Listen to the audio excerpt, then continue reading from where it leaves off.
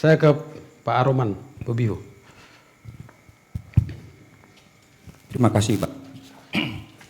Saya langsung saja, Bang Hadi.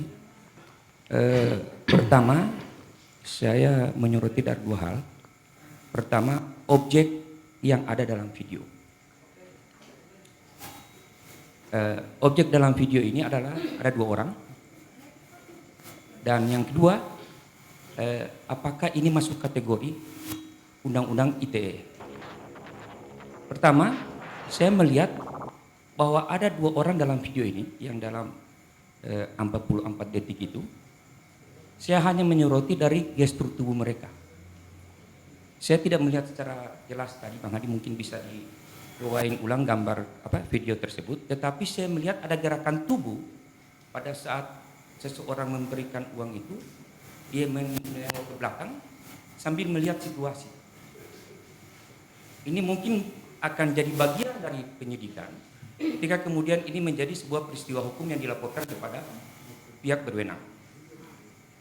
Yang berikut yang perlu saya soroti adalah apakah ini masuk kategori Undang-Undang ITE pasal 27 ayat 3, membuat, mentransmisikan dan mendistribusikan untuk membuat kehormatan seseorang tercela.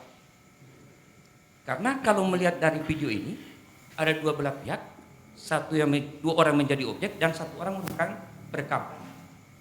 Nah, yang dua orang ini menjadi objek ketika kemudian kedua orang ini melapor bahwa yang merekam ini ada pelanggaran terhadap Undang-Undang ITE.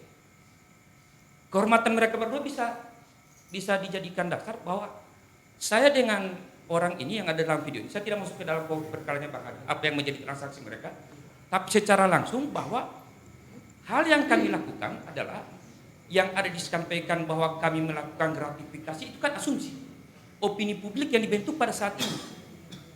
Bahwa apakah kami melakukan itu harus dibuktikan dulu dong. Pihak berwenang menetapkan bahwa ini adalah gratifikasi atau pemberian uang. Sampai saat ini kan kita belum pernah mendengar apakah itu gratifikasi. Pihak berwenang dalam hal ini kepolisian belum menetapkan. Sehingga menurut saya kedua orang ini bisa melaporkan yang merekam adalah perbuatan pasal 27 Undang-Undang ITE ayat 3. Menyerang kehormatan seseorang dengan maksud bahwa ada pelanggaran hukum di dalam. Ini menurut saya untuk dari kedua orang yang ada dalam objek tersebut. Tetapi terhadap apa yang mereka lakukan, saya tidak masuk ke ranah juga ke ranah Bang Hadi, karena menurut saya biarkanlah itu menjadi kewenangan kepolisian untuk menilai apakah benar ada transaksi yang disebut dengan gratifikasi di dalam video tersebut. Karena kalau menurut saya, analisa hukum saya Bang Hadi, saya tidak mau juga mereka-reka tentang apa peristiwa yang terjadi di situ. Tapi dari gestur tubuh mereka berdua memang jelas. Kalau menurut saya ya, ada gerakan tubuh yang seolah-olah ada kecurigaan. Jangan sampai hal ini dilihat oleh orang lain. Saya tidak berasumsi bahwa ini ada pemberian uang apa semua, menurut saya tidak. Ataupun kalau ada transaksi uang di dalamnya, biarlah itu menjadi ranah pihak kepolisian. Tetapi menurut saya bahwa karena ini sudah menjadi opini publik dan sudah dibentuk opini, ada kesimpulan-kesimpulan di dalamnya bahwa ini merupakan gratifikasi, ada pemberian uang, harus diklarifikasi oleh bupati, maka menurut saya kedua orang ini bisa melaporkan siapa yang merekam. Bahwa kehormatan mereka diserang, bahwa kehormatan mereka tidak bisa menerima atas pencemaran baik yang dilakukan lewat Undang-Undang ITE pasal 27 ayat 3. Ini menurut saya Bang Hadi kalau melihat daripada kondisi video ini yang hanya berkisar sekitar 44 detik. Ya, bagaimana mau dilaporkan sementara tadi disampaikan itu direkam atas permintaan Pak Kabak LP. Kalau begitu menurut saya konstruksi hukumnya dirubah lagi. Berarti bahwa perekam ini yang meminta ini dalam hal ini dua orang ini meminta mungkin sebagai barang bukti atau apa? Kalau saya ajudan yang saya lapor Pak Kabak LP. Boleh jadi bahwa kan saya yang merekam ini, yang merekam bagian daripada Kabak LP, berarti yang ajudan ini merasa bahwa jangan begitu dong. Berarti kehormatan saya yang diserang lewat video-video itu.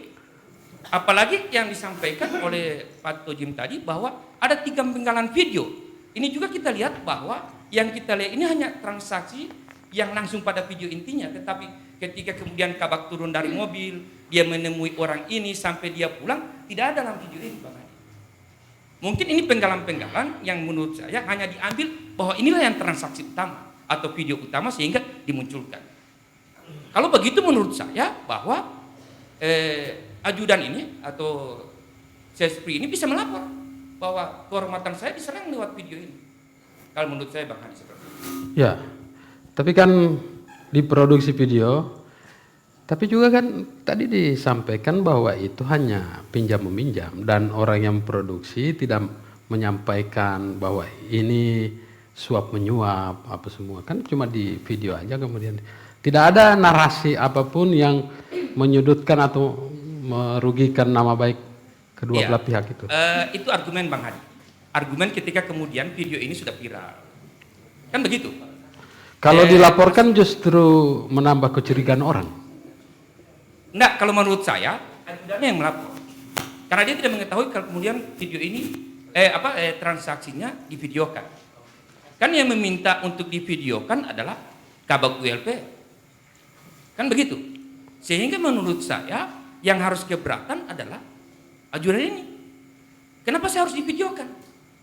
Saya jadi objek dong dalam hal ini. Kehormatan saya diserang ketika kemudian ini terjadi. Itu pertanyaannya. Kehormatan mana yang diserang? Bang Adi, ini kan cuma video aja. Sementara undang-undang ITE katanya cuma pinjam meminjam uang. Sekarang yang berkembang di masyarakat ini adalah gratifikasi. Kan ini asumsi opini publik yang dibentuk.